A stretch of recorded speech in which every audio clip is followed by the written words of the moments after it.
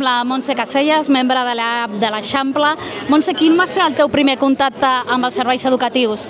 Ja que estem a la jornada de la 11, he de dir que amb la 11 i amb l'EAP d'aquí, que hi havia abans de la 11, vam tenir contactes des de... Jo soc molt antiga, ja porto uns anys, i la veritat és que vam fer formació, vam venir a veure el centre Joan Amades, vull dir que hem tingut una relació molt important al llarg de molt temps, vull dir, li tinc molt carinyo, per això venia al 40 aniversari, que m'ha fet molta il·lusió també.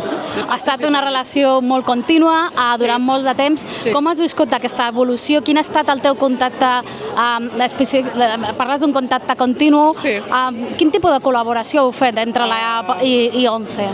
Doncs a veure, nosaltres teníem els alumnes a les escoles ordinàries i llavors teníem que col·laborar amb els mestres itinerants, amb les persones de l'EAP, per conèixer les necessitats que tenien els alumnes i poder satisfer-les en la mida de les nostres possibilitats. O sigui, ha sigut una coordinació i un treball, com deien aquí el lema, fent equip tots, per ajudar els alumnes que teníem escolaritzats. Sí. En aquest sentit, si haguessis de fer alguna reivindicació per millorar, que és l'objectiu, jo crec, d'aquesta jornada i del dia a dia, quina seria?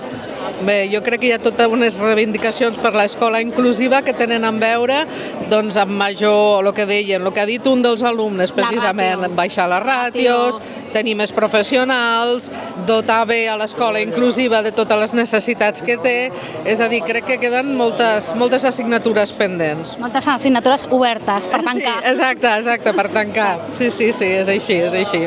Perfecte, moltes gràcies. A vosaltres.